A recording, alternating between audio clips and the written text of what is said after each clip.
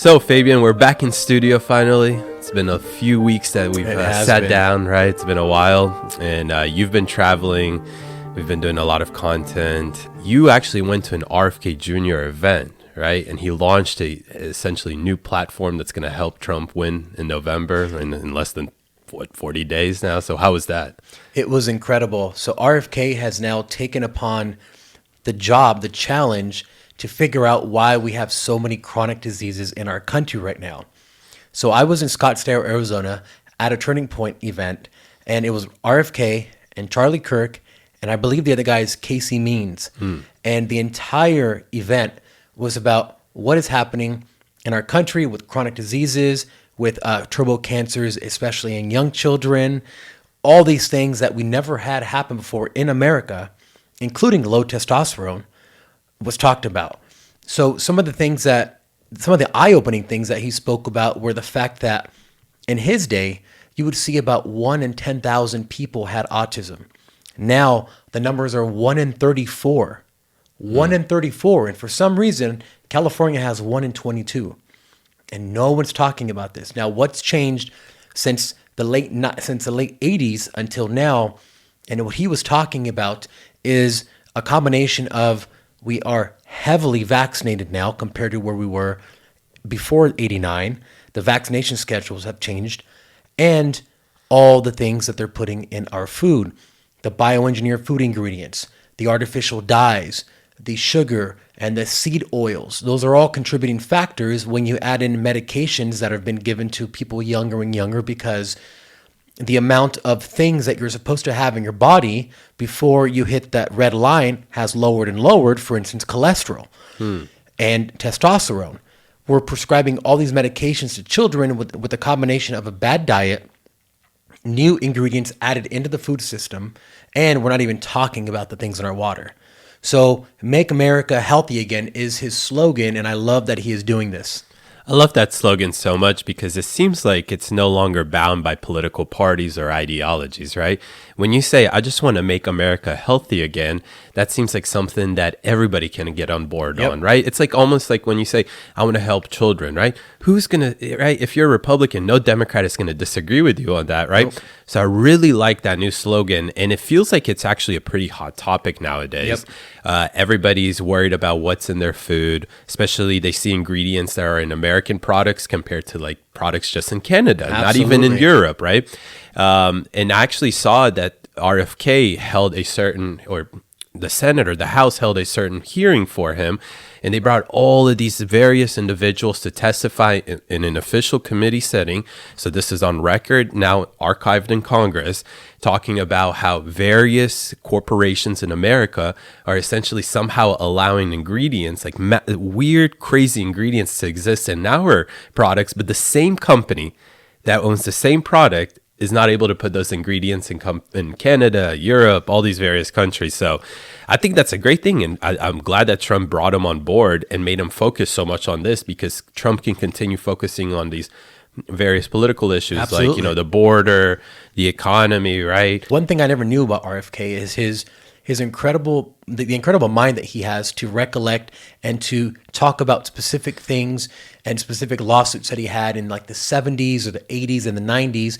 He'll reference a specific body of water, I think over by Massachusetts. And he's talking about how the water levels were in the 70s. And when he sued him, it was this. So he has a very, very deep knowledge about specific areas in the country and what's went wrong with them and how they've fixed them.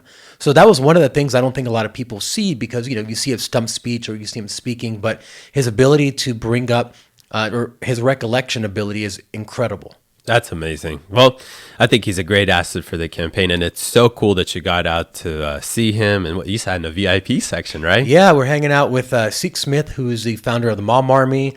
Matt for Phoenix, he's running against the Democratic incumbent in Phoenix. Phoenix, you would think they'd have maybe a Republican something. They're all Democrats there. Yeah, of course. They're all Democrats. It's a big city, right? And didn't you also meet the lawyer as well? The one that we interviewed a couple days ago? Yeah, I met Ryan Heath, who's an amazing constitutional lawyer who runs what's called the Gavel Project. They fight a lot of First Amendment violations, especially with masking during COVID and all these other rights that were stripped away from children and parents and families during that time. So he's fighting and he's suing states for those inequities. Yeah, and the interview we had with him was incredible. Look out for that interview when it drops, because it's coming out soon. we learned so many crazy things. And just one specific thing that I learned that was crazy to me is that you can participate in a federal election without providing a proof of citizenship. Yeah, screw an ID. You don't even have to provide any form of proof of citizenship. So we'll get into some of that details here in a second. Again, that's really cool. And what we've done once you came back is we went out, did some Men in the Street content, and then we got hit with Hurricane Helen because we're here in Atlanta, Georgia. Now, before we switch off to another topic, I just want to talk about this conspiracy or coincidence, right? Oh, 1956. I think 1958, actually. 58. Yeah, Hurricane Helen. Yeah. Is it Helene. Okay. The E in the end, but I was like, is it silent or whatnot? But yeah, there was a hurricane in 1958, very similar to Hurricane Helene, named Hurricane Helene. And right before it made landfall, it sped up and got classified as a Category 4 hurricane. The same exact thing that happened with this one. The only difference is this also, it made landfall on the exact same day, too. That was creepy, It started in the same day, and it made landfall on the exact same day. That's crazy. Yeah. So coincidence, conspiracy, who knows? We'll let the chats answer that one for us. Yeah, exactly. But Fabian, I think we have something major happening in less than 40 days, huh? Yeah, probably the most consequential election in our lifetimes, maybe the history of the country, other than maybe the Civil War, happening in just a month or so with the election of Donald Trump or Kamala Harris. We will see which one ends up on top. Yeah, exactly. And, usually we reference polls and whatnot. Screw the polls. Like within the last weeks, we've seen how crazy flip-flopping these polls are.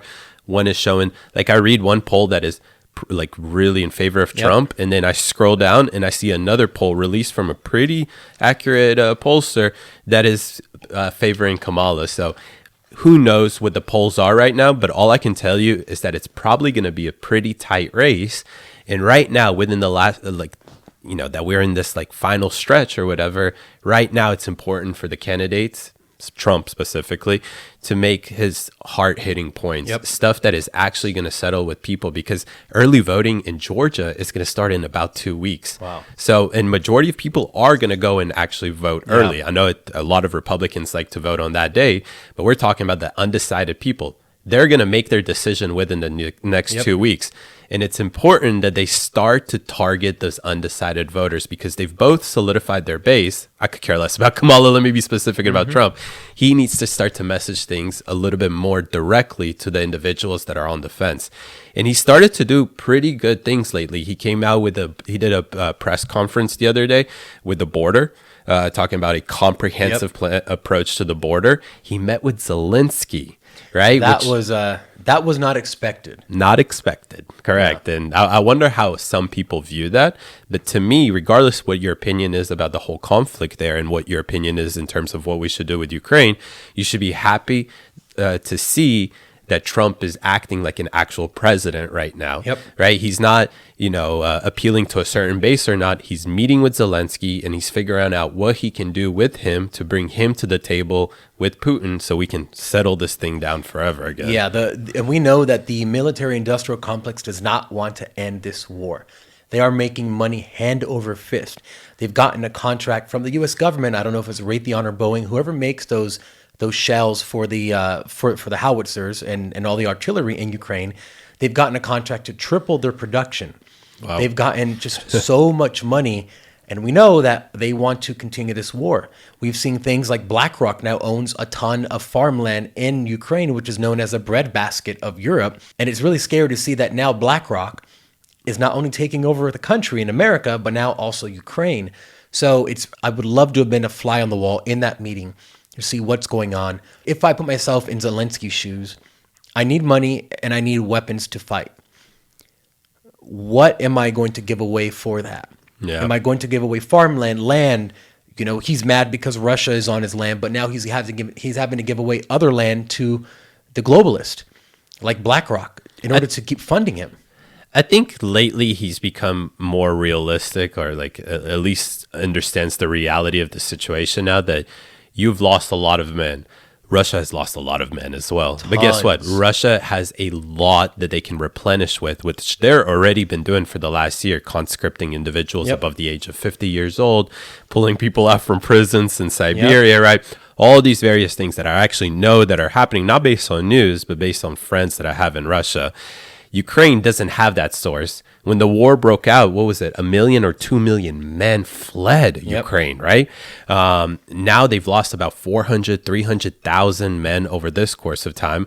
They're not able to do much, although there was that interesting incursion into Russia. Yep. And they're still in there, which is really interesting. But again, that is relatively a small place. It's nothing that they can really build a city out of. They lost Mariupol, they lost Melitopol, they lost Kharkiv. We were talking about this the other day. Russia already built a new city in Mariupol and told individuals living in butthole parts of Russia, hey, 80-90% of everything, like the cost of living and whatnot, will subsidize, just live in Mariupol, because they want to make it an actual legitimate Russian city. Ukraine's not going to be able to get that back. No. And they don't have the men to do that. Regardless of how much we will fund them, it is time to come to the table. And as much as I hated saying that a year ago, you're going to have to make a peace agreement. And from there on, we're going to have to do everything we can to ensure that Putin doesn't make that attempt again. Well, and it's pretty incredible watching these videos of these cities being built from the rubble that the Russians have created by bombing them. They created these super modern cities with white houses and little townhouses and parks for the children. And I get what they're doing. If they put children and families there and you tried to take it back, then it's going to look like a humanitarian crisis because, you know, you're bombing children or however you do it in whatever capacity. Their strategy has been incredible to watch, not in a good way, but just in an overall way, to see how the war is fought, how they use information warfare. This is the first war where we've seen drones really being used the way that they're being used, cheap, disposable drones with the grenade or some kind of Have you seen the new technology? Now they're putting like a flamethrower technology at the bottom of it. Yeah. And they're going to like where enemies are hiding within the woods and they're just lighting the entire field on fire. And like, it's insane. It's crazy. You know, It's unfortunately, I feel like the military-industrial complex needed this war to figure out what's working, what's not working, and get the world ready. I mean, I say that because they're actually the ones doing it, but propel the world into the next generation of technology and warfare. And it's scary because you have things like Boston Dynamics who are creating their Spot Dog, who now can do incredible things. They have the other one that's jumping, doing flips, doing jumping jacks, almost hanging from things at this point, running incredibly fast. And they're incorporating some of those elements in war. So, you know, I don't know what the next war is going to look like, but I believe it was Einstein. He said, I don't know what weapons the Third World War will be fought with, but the fourth or the next one will be fought with sticks and stones. Meaning we're going to have a capacity to destroy ourselves so big that we're going to do it and then return to the Stone Age. I mean, I think we're seeing it happen right now with what Israel has done in the last 2 weeks to Hezbollah, right? Because nobody thought that you could precisely target these militants in a certain area like that the way they did it, right? They blew their freaking pagers. They literally target only individuals who are part of Hezbollah. Yeah, can you explain how the whole thing happened for anyone listening? Absolutely. So it's honestly, it's one of the most insane things I've heard in my entire life. It's even better than a spy movie. I've never seen a spy movie. Actually, if they made a movie like that, I would be like, that could never happen. That's stupid. It's some James Bond type stuff, right? So first of all, I have to just take you back to almost a year ago. October 7th for Israeli intelligence, for the IDF, for Mossad was embarrassing. They've been criticized for a while, right? They've been, you know, essentially looking like a failed agency that isn't able to actually do what it's meant to do, which is protect the Jewish people or any Israeli in Israel. So 3-4 months ago, Hezbollah, which is it's a designated terrorist group in southern Lebanon, but it's pretty much in control of all of Lebanon, was until about 2 days ago. But about 3-4 months ago, their leader, or Iran essentially told the leader, what's his name? Nasrallah, that all of the network needs to let go of their iPhones or any sort of modern version of communication. Why? Because Israel is actually able to tap into that and see exactly what's going on, spy on all of the communication. So they abandoned all modern form of technology and they bought themselves what? a bunch of pagers. They probably shouldn't have made it a public, like a PSA to everybody, especially to Israel, because Israel took that as an opportunity to hack into those pagers. Now, we don't know exactly what happened in terms of whether this shipment was intercepted by Israel before it got to Lebanon, or did they, which is the funniest part of it, did Hezbollah actually place that order to Israel? Because now we know that a company that makes the pagers actually subleased, the ability to create this to a company in some country in Europe, like Switzerland or something like that. So that company in Switzerland that's subleased that could have totally been a front for Mossad or whatever, right? So they, whatever it is, the Mossad got that pagers, 5,000 of them, rigged them with very, very, it weighs like less than 0.6 grams, something like that. Yeah, small amount of explosives. They got the explosives. They had them for months. And when the time was right, they exploded those pagers. Now, the following day, they still had to communicate, like all of the people that weren't injured. So just say, what was the fallout from that? Like, So basically, all of a sudden, around 3 p.m. in Lebanon during the day, individuals with pagers received a message. And that's smart, so they could actually hold it in their hand. It's one thing to target that area of the body, which is where you'll probably keep your pager, but it's for militant groups, destroy their ability to actually hold a gun or to see, right? Because the pagers blew up, taking their hands, taking their vision out, right? And most people are right hand dominant, and that's your trigger hand. So you pull a pager out with your right hand hand's gone. How are you going to shoot? You can learn to shoot. I mean, if you're holding it both hands, there go your hands. Exactly. But you also got to think about it. If you're already holding it like this and you're looking at a pager like this or like this, when it explodes, it also takes out your vision. It was 70 or 80% of the injuries are vision related, right? Wow. So that's permanent, right? Yes, you can start to learn how to shoot, with the, handicap hand. Without eyes.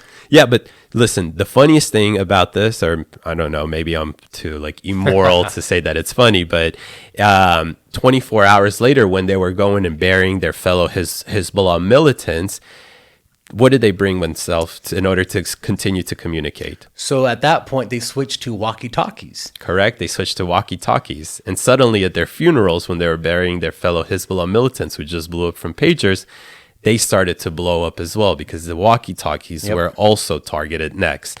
And then we hear rumors as well that kitchen appliances were targeted as well. But the craziest thing to see from all of this is that for a while, for individuals that have been criticizing how Israel or the IDF operates in Gaza, too many civilian casualties and whatnot, well, here they were also criticizing IDF. Why? This was the most precise way to target solely individuals who are part of a terrorist group that's been designated by European countries, United States, even predominant Arab countries, right? And people are still upset about that. They're always going to be upset.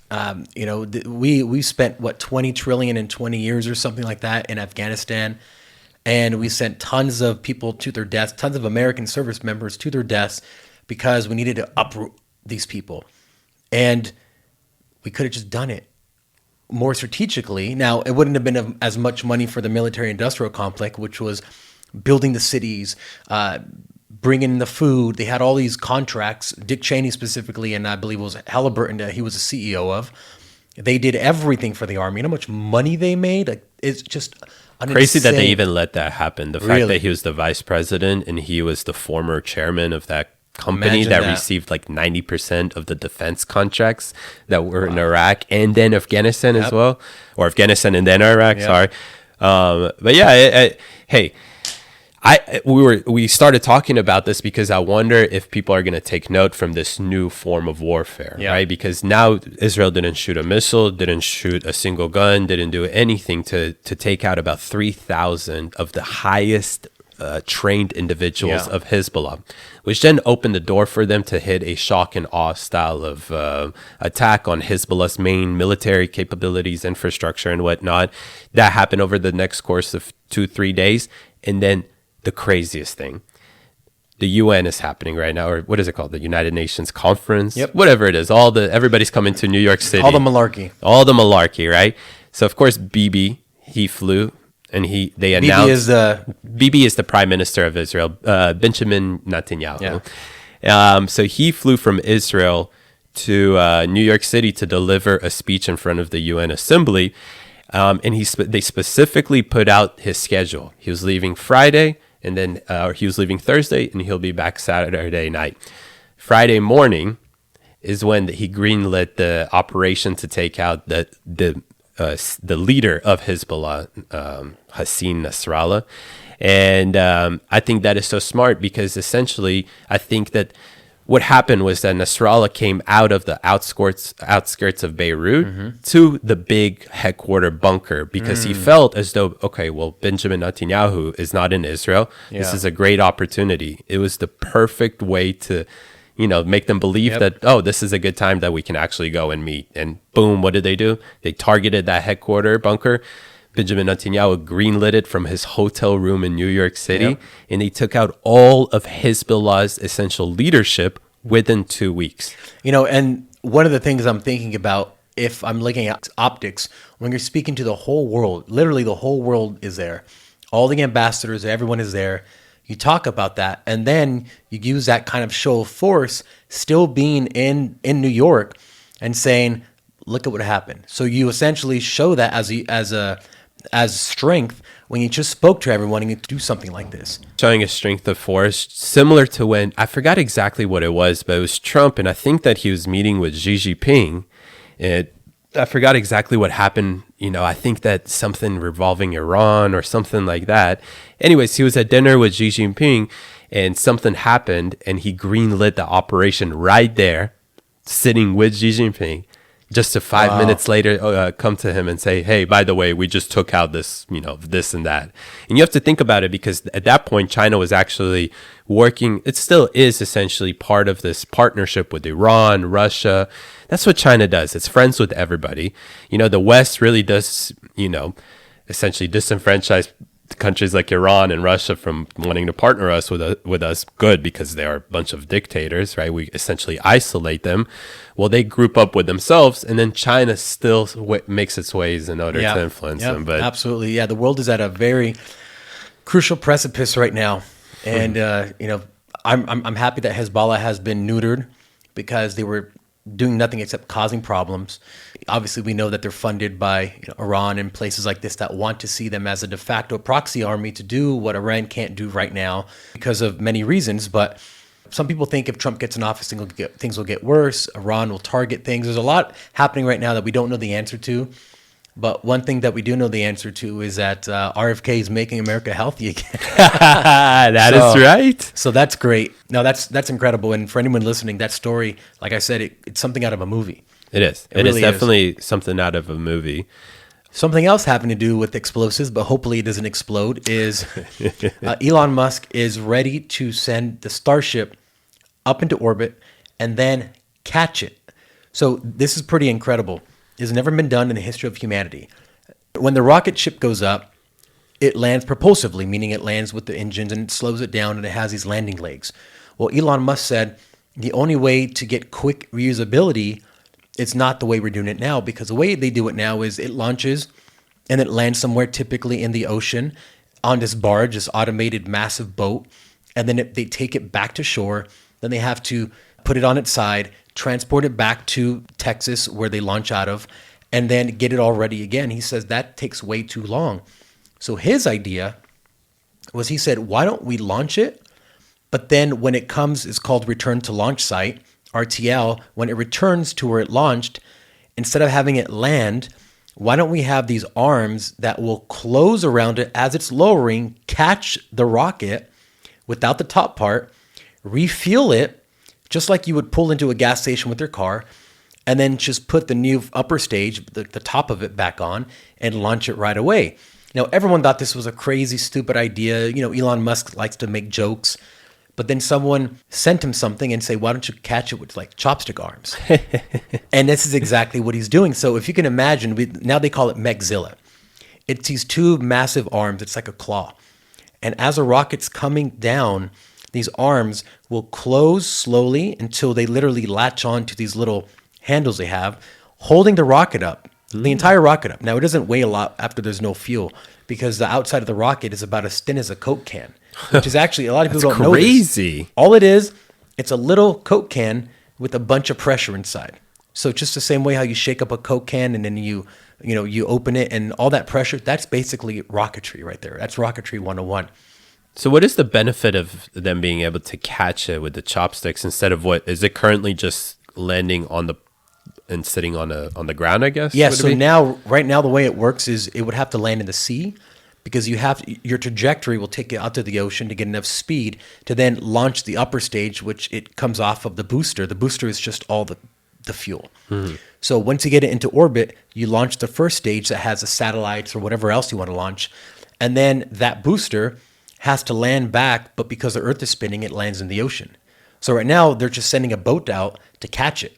So it lands on the boat, then the boat has to come all the way back to shore, and that can take days, and because it has to go slowly, especially with conditions in the ocean, etc. Then they have to put it on its side, transport this massive, it's almost as tall as the Statue of Liberty, transport it all the way back. That takes a lot of time, logistics, and money. So he was like, if we want to get to Mars, we have to send a ton of stuff out there. How can we do this quicker? How can we get rid of all this extra logistics and get to our goals? And that's what he came up with. So it's literally stacked right now. It is ready to go. It's on the launch pad. Everything is ready, except the FAA won't give them the clearance because of these minute paperwork details that they want figured out. Of course. Bureaucracy.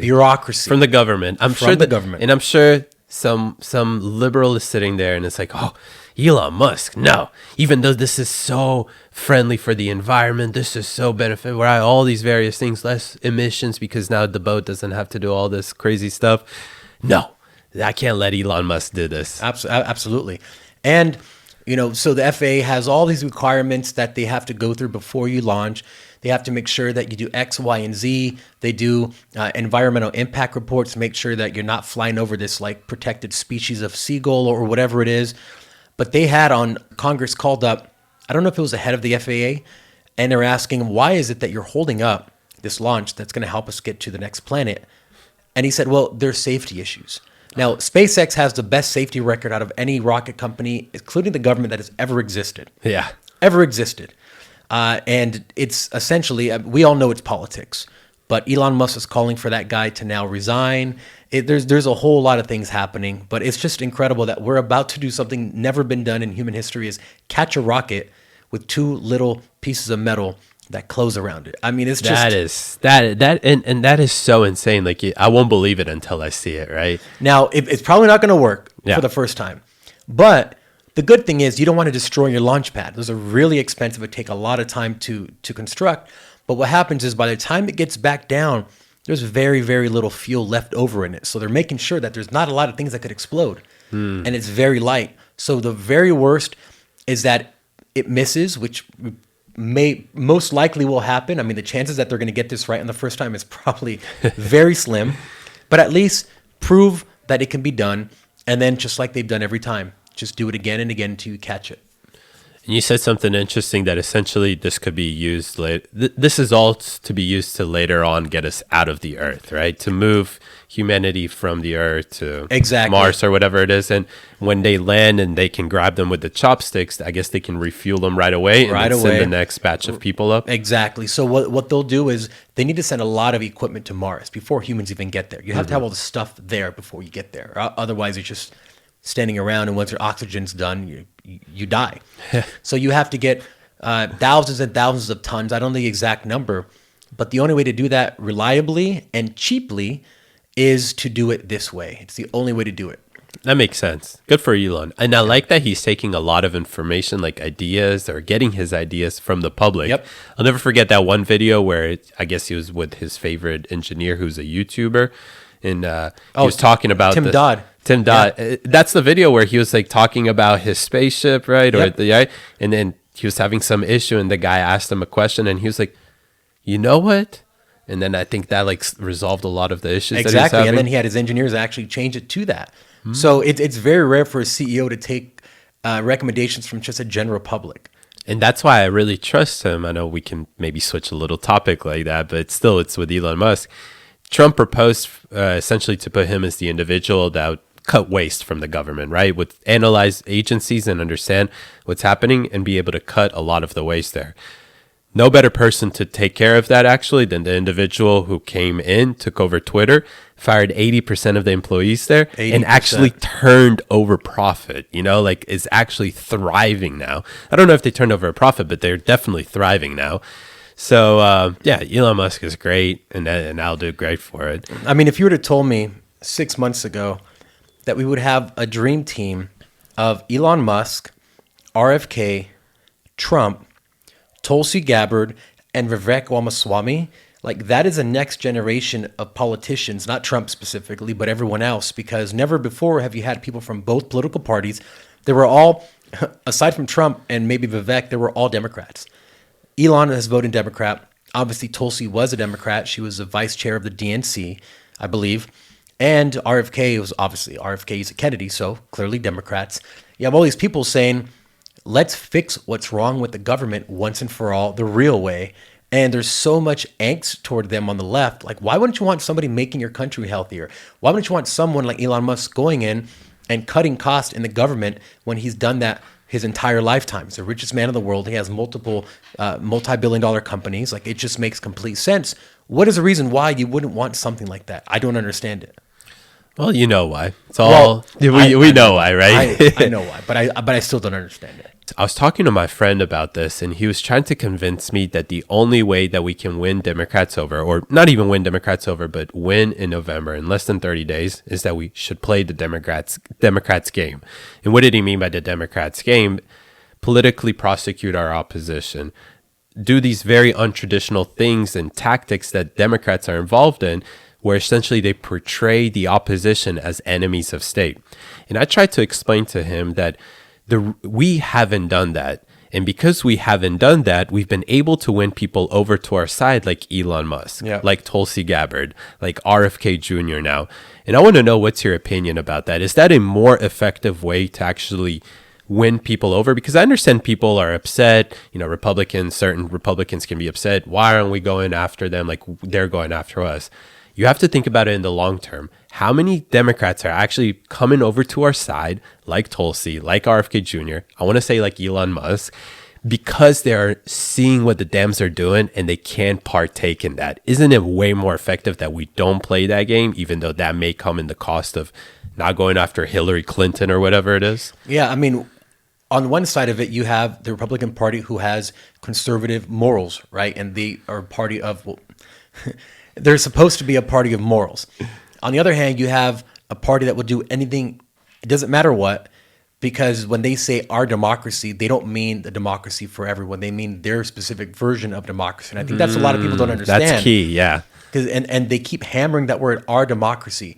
But a leftist version of democracy, it's not a democracy at all. It's actually authoritarian.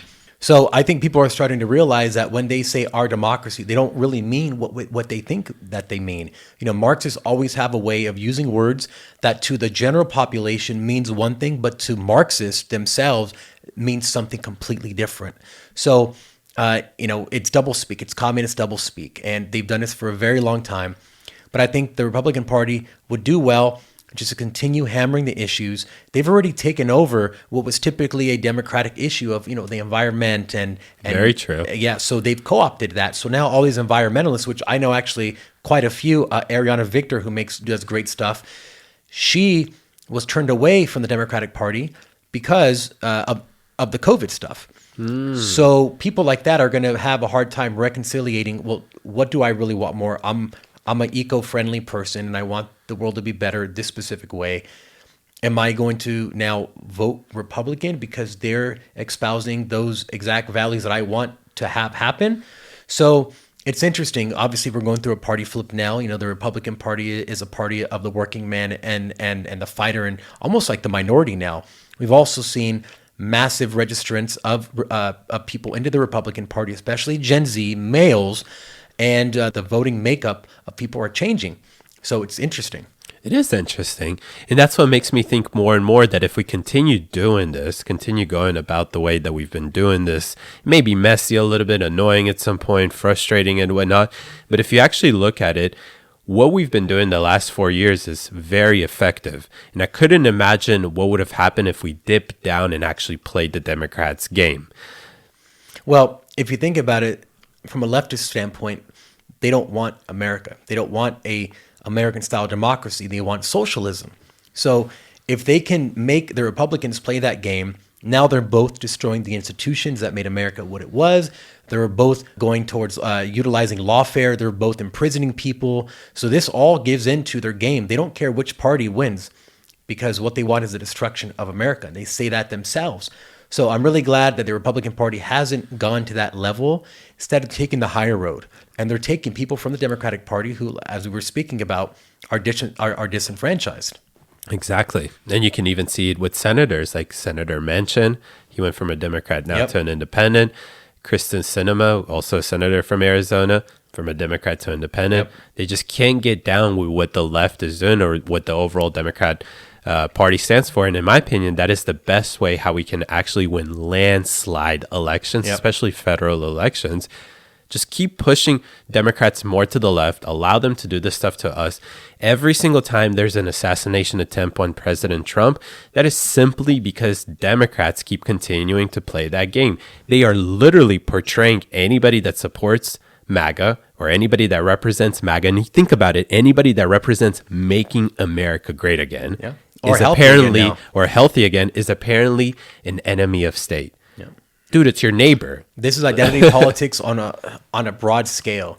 China was the originator of this kind of identity politics under Mao, where he labeled people enemies of the state, basically.